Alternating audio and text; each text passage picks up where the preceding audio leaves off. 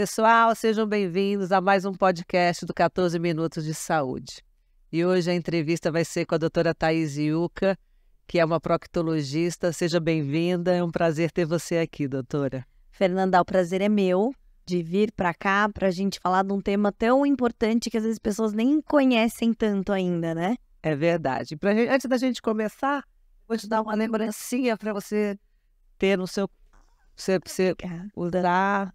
Eu adoro tomar chá à noite. Sim, né? já faz parte dessa nossa saúde que a gente vai falar. Exatamente. Ai, adorei, Fernanda, obrigada. Adorei. Vai ser o meu companheiro de estudos. Obrigada. Então, vamos lá, doutora Thaís, me conta, você é proctologista, que isso eu ouço dizer que é uma profissão mais masculina, né? É difícil você encontrar uma proctologista feminina. Na verdade, assim, Fernanda, a procto, ela é um braço dentro da gastrocirurgia. Tá? Então, hoje, sim, é uma especialidade totalmente independente, mas até alguns anos atrás, a procto fazia parte, então, não existia proctologia separada. Então, você fazia a faculdade de medicina, 2 anos de cirurgia geral e depois entrava na gastro. E dentro da gastro se estudava o intestino grosso, o reto e o ânus. Só que eles perceberam que são doenças, assim, é tudo muito diferente, apesar de ser o mesmo tubo, né? Então, acabou se dividindo. E a proctologia, ela é muito centrada no tratamento das doenças do intestino grosso, do reto e as doenças do ânus. Então, hoje, sim, é separado. Algumas residências médicas ainda é feito junto, mas hoje a gente já tem alguns lugares que isso é feito separado. Ah, entendi. E você, o intestino grosso, ele vem antes antes do intestino? Isso, na verdade, a ordem, se a gente for pensar na ordem da passagem do alimento, isso, passa pela boca, esôfago, estômago, aí a gente começa o intestino delgado, então a gente passa pelo duodeno, o jejuno e o ilho, que é onde a maior parte desse alimento é absorvido, e depois isso cai no intestino grosso. Então, o intestino delgado, ele entra na maior parte da cavidade abdominal. E o intestino grosso, ele faz a moldura externa. Então, se alguém pegar uma figura, vai ver que ele sempre é mais ou menos, ele é meio fixo. Diferente do intestino delgado, que é totalmente móvel. Então, o intestino grosso, ele passa pelo seco, o intestino ascendente, que é o lado direito. Aí, ele faz uma moldura transversa, que a gente chama de transverso. O descendente, o sigmoide, na hora que ele faz uma curvinha, e o reto, que é a porção final fixa e a região do ânus. Então, o ânus tem o canal anal, que é essa porção do músculo que a gente vê fechadinho, e bem a margem anal, que é onde a gente vê aquelas glândulazinhas e as preguinhas famosas. Interessante. Era uma dúvida que eu tinha muito dessa área.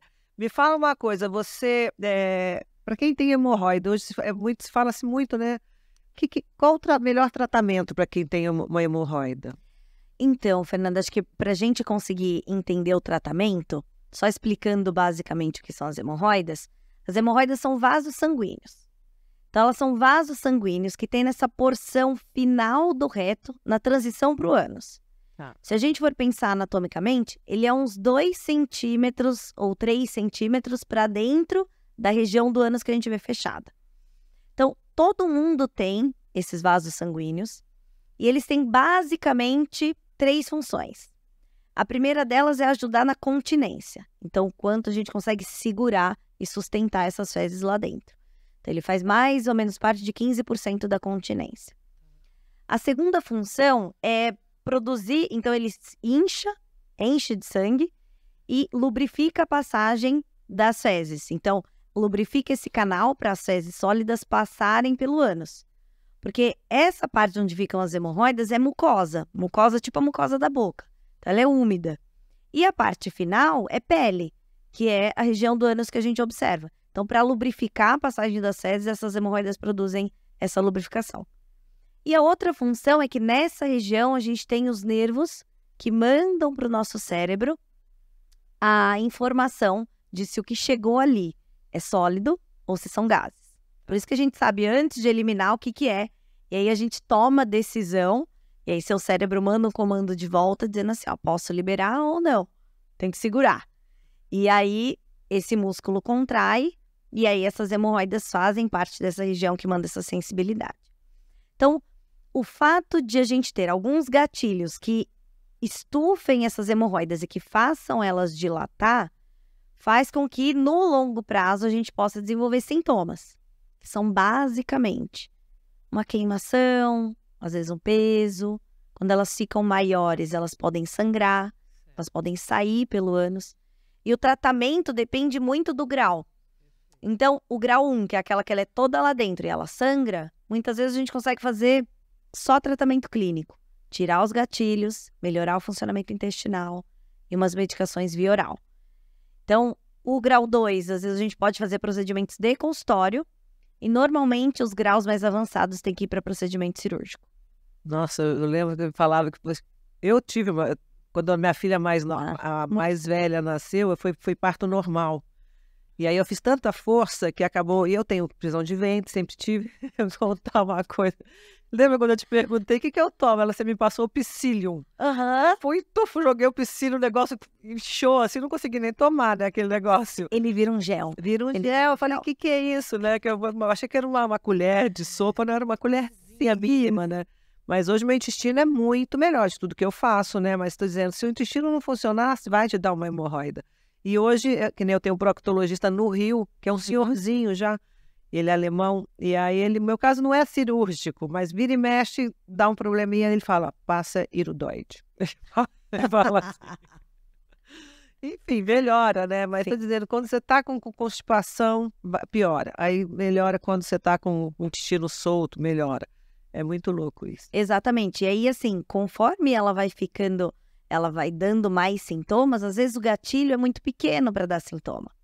Então, no início, até ela se dilatar até um determinado ponto, tem que ter muitos gatilhos, ela tem que ser muita força para ela começar a dar sintoma. Conforme ela já tem algum grau de dilatação, às vezes pequenas alterações no intestino já são gatilho para fazer ela, a gente brinca em inflamar, né? Que é o inchar e dar qualquer sintoma. Exatamente. No seu consultório, qual que é a maior queixa? Os pacientes chegam com você, eles te procuram por quê? Na verdade, as principais queixas são as hemorroidas e prevenção do câncer de intestino. E aí, prevenção do câncer de intestino, ainda mais hoje em dia, é uma coisa que está muito mais exposto, né? Porque até então ninguém muito sabia o quão era comum, porque fora das redes sociais não tinha nem como você saber. E geralmente são assuntos muito pessoais, que as pessoas geralmente não tratam assim de uma forma tão exposta. E como as pessoas não têm um estigma, né? Então você olha uma pessoa que está fazendo quimioterapia, muitas vezes ela não tem nenhum sinal. Então, às vezes, não dá mesmo para saber. Mas o câncer de intestino, o intestino é grande. Você tira um pedacinho, às vezes você consegue resolver. Não é como um pâncreas, que eu perdi uma sócia da minha academia em Ribeirão Preto, porque ela teve um câncer de pâncreas que um ano inteiro os médicos não mandaram ela fazer. Vai fazer um exame de imagem. Em momento algum mandaram. Que na imagem você consegue diagnosticar. É um absurdo isso. Mas estou dizendo, o intestino ainda, você tendo um câncer pegando no começo, você consegue ainda, né? Uma grande diferença, Fernanda, entre o câncer de pâncreas e o câncer de intestino é que o câncer de intestino a gente tem mecanismos de rastreamento. O que é isso?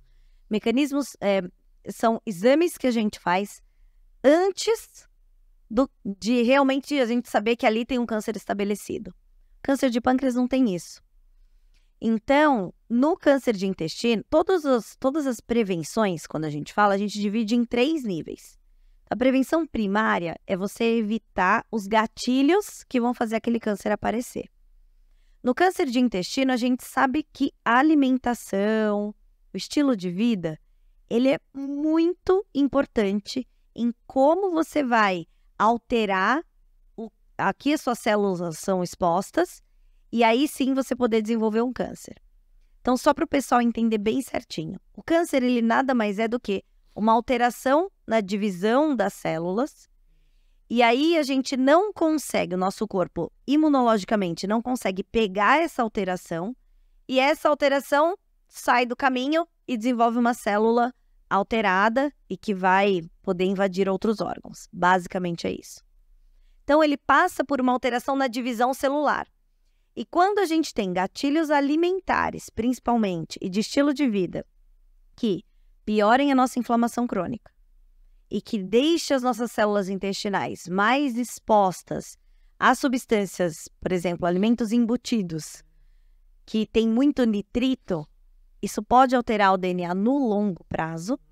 Às vezes a gente, numa inflamação crônica, não conseguir pegar essa alteração e desenvolver o câncer de intestino. Só que antes de desenvolver o câncer, a gente passa pela formação do pólipo. E aí sim a gente consegue fazer o rastreamento. Então você entra na prevenção secundária, que é você pesquisar a alteração. Então você fazer um exame de sangue oculto nas fezes ou uma colonoscopia que é mais efetiva, você faz o exame, tira esse pólipo e aí você previne que o câncer apareça. No pâncreas a gente não tem isso. Não tem indicação de você fazer, por exemplo, ressonância em todo mundo para ver se vai aparecer ou não.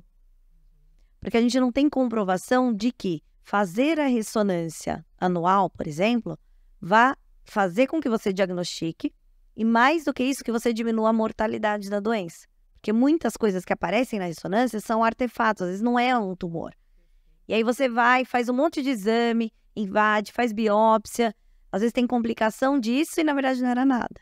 Então por isso que o pâncreas é bem mais difícil em relação a isso mesmo. Vamos falar sobre o HPVs. Quais os maiores riscos? Que a minha filha de 13 anos já falou, mãe, eu não tenho que tomar a vacina da HPV, acho que é 13, 14 anos. Nossa, exatamente. A partir dos 9, se eu não me engano. Na verdade, assim, o HPV ele é um vírus sexualmente transmissível e super comum. E a transmissão ela acontece por contato. Então, muitas vezes, até o uso do preservativo pode não prevenir a infecção do HPV, tá? Lógico que o preservativo ele é super indicado, porque ele previne as outras DSTs, ele previne de uma certa forma o HPV também, mas ele não previne totalmente, porque se tiver o contato de pele com pele, esse HPV pode passar da mesma forma. E o HPV, ele tem inúmeros subtipos, e alguns subtipos que são de alto risco, eles estão relacionados ao câncer de colo de útero, ao câncer de canal anal e câncer de garganta. Então, por isso que a gente precisa tomar a vacina, que a vacina pega a maior parte dos de alto risco, e aí sim previne o aparecimento desse alto risco e o desenvolvimento do câncer de colo de útero, principalmente nas meninas. Qual o tratamento adequado para curar o condiloma anal? O que é condiloma anal? Condiloma é o do HPV de baixo risco, ele vai formando verrugas. E essas verrugas são os condilomas anais. A gente pode tratar com pomada, a gente pode tratar com cauterização, a gente pode retirar. Então, são várias formas que a gente pode tratar. E aí depende muito se está na margem anal, se está no canal anal, porque ele pode aparecer até mais ou menos esses 1 centímetro, 2 para dentro do ânus. Mas ele não aparece lá na mucosa intestinal.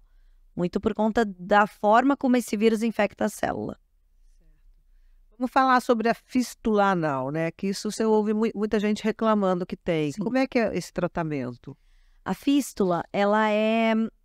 Fístula, basicamente, a gente pode ter em qualquer lugar do corpo. Fístula é um trajeto que comunica 2 órgãos diferentes. A fístula anal, ela é quando uma glândula de dentro do ânus, por algum motivo, que a gente não sabe exatamente qual é, essa glândula, ela obstrui, então ela entope. Como essa glândula que a gente normalmente tem no ânus, ela produz muco para lubrificar a região do ânus, quando ela entope, esse muco ele se acumula dentro dessa glândula. Quando esse muco se acumula ali, como tem muita bactéria, ele infecta. E aí, por necessidade, o nosso corpo isola aquilo, forma o que a gente chama de abscesso, que é uma coleção de pus, e aí ele drena, ou espontaneamente, ou cirurgicamente, para a borda do ânus. E aí ele forma como se fosse um túnel de dentro dessa glândula até a borda do ânus. E aí esse trajeto que fica vazando secreção é o que a gente chama de fístula perianal. As mulheres com idade avançada têm uma maior chance de desenvolver o prolapso retal. Gostaria de saber como você poderia defini-lo e qual a forma de tratamento. O prolapso retal, muitas vezes ele pode ser confundido com uma hemorroida grau 4. Por quê? Porque visualmente você nota uma mucosa saindo através do ânus. Quando a gente fala do prolapso retal, ele é quando o reto ele fica invertido. Então a gente imagina assim, nós temos o ânus todo fechadinho, aqui para dentro a gente tem o reto. Quando esse reto ele inverte e ele sai inteiro ali para fora, esse é o prolapso retal. A hemorroida não, a hemorroida é só a mucosa, quando essa mucosa cede. Então o prolapso retal ele pode ser grande, ele pode ter de 4, 7, 10 centímetros às vezes. E ele é causado por uma frouxidão nessas estruturas que sustentam o reto lá dentro. Isso é muito mais comum em mulheres que tiveram múltiplos partos normais, então que tem essa musculatura pélvica mais flácida e que não consegue sustentar. Então ela é muito comum que o paciente também tenha problemas urinários, que o útero também tenha cedido, que a bexiga também, e muito mais comum em mulheres mais velhas. E a pessoa vai falar assim, nossa, mas se o parto foi há tanto tempo atrás, por que vai desenvolver depois, sei lá, de 70, 80 anos? Porque conforme a gente perde massa muscular também, essa sustentação piora. Exatamente, aí vai cedendo e sai. E aí o tratamento é cirúrgico, a maioria das vezes. Fazer exercício, né? Tem que fazer pompoarismo, serve muito isso. Eu vejo minha mãe já tem 82 anos, ela reclamava muito, já o xixi já sai sozinho. É a flacidez, né? Então eu já faço desde tudo que eu vejo que minha mãe está errada, eu quero acertar aqui. Exatamente, Fernanda. E o que é muito importante? Hoje em dia que a gente ainda fala muito sobre saúde como um todo, e aí a gente tem a divulgação da musculação e de como você se exercita, a musculação, ela trata todos os músculos ao redor desse períneo. Então, você tem muita força abdominal, muita força de coxa, muita força de posterior, muita força de glúteo. E o períneo, que é aquela região entre o ânus e a vagina que sustenta tudo, muitas vezes você não tem tanta força. E a gente já viu atletas que, por conta da força abdominal ser muito mais intensa do que a sustentação do períneo, às vezes tem pequenos prolapsos, justamente por conta desse desbalanço. Então, fazer fisioterapia pélvica, saber como contrair e sustentar essa musculatura é muito importante para a saúde e para a longevidade. Qual o tempo de adesão do tratamento para pessoas com incontinência urinária, você acha? Assim? Então, faço o quê? Exercícios, algum medicamento? Acho que não. Então, na verdade, assim, a gente tem que... A parte da incontinência urinária, ela é até mais tratada, ela é mais área do urologista. Então, essa parte, assim, a procto e a uro, elas são muito confundidas, né? E principalmente porque a urologia, ela trata as doenças do trato urinário. Então, rins, ureteres, que são aqueles canaizinhos que vão até a bexiga, no homem a próstata e a uretra. Justamente por a próstata, anatomicamente, ela ficar na frente do reto e a área da procto tratar o reto, quando o urologista quer examinar a próstata, ele faz um toque retal porque ele acessa via reto a próstata. Então, por isso que tem muito essa confusão. Então, o reto, ele faz parte do sistema digestório e a próstata do sistema urinário. Então, mas assim, muitas doenças acabam acontecendo meio que em paralelo, né? Então, uma paciente que tem incontinência urinária, se for por uma flacidez dessa musculatura pélvica, ela pode ter incontinência fecal também. Uma dificuldade de sustentação das fezes. Às vezes ter que correr para o banheiro, uma coisa que a gente chama de urgência. Então, na hora que vem a vontade, a pessoa não consegue sustentar. E muitas vezes com fisioterapia pélvica a gente resolve. Tanto um quanto outro. Hoje fala-se muito de... Como é que fala? Transfusão de cocô. Como é que chama? Transplante fecal. Transplante fecal. Mas isso, como é que é isso? Eu não consigo entender. Atualmente, o transplante fecal, ele é regulamentado para uma infecção de uma bactéria chamada Clostridium difficile. Que é uma bactéria que ela entra em desequilíbrio pós-uso de antibiótico. Então, algum paciente que tem usado um antibiótico desequilibra essa microbiota. Esse tipo de bactéria cresce, a gente precisa tratar. Muitas vezes você precisa repovoar com outras bactérias. E como que isso é feito? Eles pegam as fezes e aí eles extraem as bactérias E aí existem, né, várias fórmulas de você injetar essas bactérias de volta no intestino. Existem cápsulas nos Estados Unidos, principalmente. Aqui ele pode ser feito via injeção direta. Então faz o exame de colonoscopia e injeta para tentar repovoar e reequilibrar essa flora intestinal. Nossa, que interessante, né? Porque hoje eu já ouvi falar muito. Né? E assim, tem muitos estudos de microbiota, principalmente quando a gente analisa. E aí eles fazem esses estudos em ratinhos que eles criam livres de bactérias, para entender o papel das bactérias. Porque até então, a gente sempre soube que as bactérias eram importantes, mas a gente não conseguia definir o que, como, o que elas faziam, o que elas produzem. E aí eles começaram com estudos até mostrando o quanto elas podem interferir no nosso estado mental, no nosso ganho de peso, Tudo. na extração de nutrientes. E aí eu sempre brinco assim, né, que nós temos 20 mil genes. A drosófila, que é aquela mosquinha da banana, tem 14 mil genes. Aí eu falo assim, ó, bom, a maioria das pessoas consegue fazer mais, desempenhar mais funções do que aquela mosquinha, né, brincando. Lógico que a gente é muito multifuncional. Então, o que mudaria, né, em relação a isso? Então, uma das hipóteses é que esses trilhões de bactérias que a gente tem, essas funções que elas desempenham no nosso corpo façam parte, também estimulem outras funções do nosso corpo. Então, produção de vitaminas, neurotransmissores, a forma como a gente extrai os nutrientes dos alimentos. E por isso que os hábitos de vida para a gente cuidar dessas bactérias intestinais é tão importante. Hoje intestino é tudo, né? Hoje eu só se ouve falar disso. O que seriam os pólicos colônicos? Existe alguma faixa etária onde eles podem ocorrer com maiores frequências? Os pólipos, a gente tem diversos tipos de pólipos, mas basicamente o pólipo, ele é uma elevação na mucosa do intestino. Então, o nosso intestino ele é todo feito de camadas. A primeira camada é a mucosa. Essa é a camada que a gente tem um contato direto com o meio externo. E aí, nessa camada, a gente tem as células intestinais, que são os enterócitos. Essas células intestinais, elas lidam com esses nutrientes e isso passa para a nossa corrente sanguínea. Então, essas células, elas são repostas todos os dias. E nessas divisões de células para essa reposição, às vezes um ladinho do intestino divide um pouco mais do que o outro, então ele faz umas pequenas elevações. Eu sempre faço uma comparação que é como se você tivesse um campo de futebol e você vai lá e passa a máquina e deixa tudo igualzinho. Dali a alguns meses, alguns tufos cresceram diferentes. Mais ou menos isso que acontece quando a gente não tem alteração de DNA.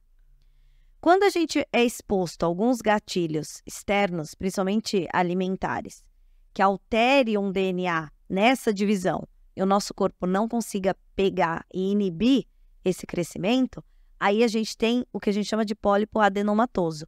Ele começa a ter algumas mutações. Então, aquela célula que era igual a todas, ela já não é. Ela já tem algumas diferenças. Conforme essas mutações vão ficando acumuladas, a gente pode desenvolver o câncer. Então, alguns tipos de pólipos podem desenvolver câncer. Por isso que a gente tira todos, porque a gente não sabe qual que vai ser quando você faz o exame. Você faz muita operação? Eu opero bastante doença artificial, opero câncer de intestino, mas alguns pólipos, e na verdade muitos dos pólipos, a maioria deles, ele é retirado durante o exame de colonoscopia mesmo. Então, durante o exame, ele já pode ser retirado e aí você já faz a A prevenção. partir de que idade você acha que tem que fazer colonoscopia? Os protocolos mais atuais dizem para a gente fazer colonoscopia a partir dos 45 anos. Até pouco tempo atrás, Às vezes era 50. era 50. E aí a gente viu um crescente aumento na incidência de câncer de intestino entre 45 e 50. Então, das pessoas que tinham câncer com menos de 50 anos, mais da metade estavam nessa faixa entre 45 e 50. Eu acho que o câncer de intestino é muito pela alimentação. 90%, eu acho. Não, mas a alimentação acho que é tudo, né? Alimentação. Industrializada. E muito, Fernanda, a forma como a gente lida com esses nutrientes. Porque quando a gente fala de alimentação, a gente coloca nesse gancho o exercício, porque dependendo de quanto você tem de massa muscular, quanto você tem de metabolismo, você consegue lidar melhor ou pior com determinados nutrientes. Então, às vezes, todo mundo pergunta assim, Thaís, e o açúcar, é bom ou ruim? Depende quanto e depende para quem, né? Então, não é uma coisa assim, você precisa tirar o açúcar, você precisa minimizar, principalmente aquele açúcar adicionado. O açúcar da fruta, ele é um ótimo açúcar, principalmente a fruta quando ela não está na forma de suco, porque aí você tem todas as fibras, tem todos os micronutrientes e tudo isso. Então, por isso que é essencial que a gente tenha, na maior parte da nossa alimentação, os alimentos mais naturais possíveis. Perfeito. Como são realizadas as cirurgias de cólon? Eles têm eficácia garantida para doenças benignas, diverticular e até mesmo no reto? As cirurgias de cólon, a gente tem várias formas de fazer. Então, ela pode ser feita aberta, pode ser feita por vídeo e a gente tem a cirurgia por robô.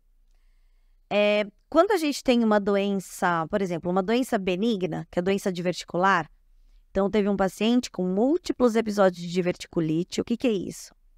Divertículos, eles são umas entradinhas na parede do intestino. Então, principalmente, muito comum em quem teve o intestino muito preso, muito mais comum depois dos 50 anos, a parte muscular da camada do intestino, que faz essa contração, ela vai ficando muito espessa. Por isso que acontece muito mais do lado esquerdo em quem teve o intestino preso. Por quê? Ali se formam fezes mais sólidas e que o intestino tem que fazer muita força para jogar lá para frente. Então, esse intestino, do mesmo jeito que a gente tem a hipertrofia na musculação, esse intestino fazendo muita força para caminhar com essas fezes, essa musculatura também fica espessa. Por isso que a gente chama de hipertônico, muito parecido com a hipertrofia muscular. Então, essa musculatura hipertônica, ela espreme a mucosa, que é essa parte mais molinha do revestimento, e essa mucosa, ela espana, então ela fica tipo um saquinho no meio dessa parede de músculo. Esse saquinho que forma, que é como se fosse um buraquinho, ele pode obstruir. E aí, quando ele obstrui, dá o que a gente chama de diverticulite. Só que a maioria dos divertículos não inflama. E a melhor forma de prevenir é com uma alimentação rica em fibras, que seu intestino não precise fazer tanta força. Quando essas diverticulites acontecem de forma muito grave ou acontecem muitas vezes, a gente precisa tirar esse pedaço do intestino que sempre inflama, porque senão o próximo episódio pode ser muito grave. E aí a gente tira e já faz a emenda. Quando você tira um pedaço e já cola junto o que sobrou. Basicamente. Para quem nos assiste, quais são as fibras que você indica?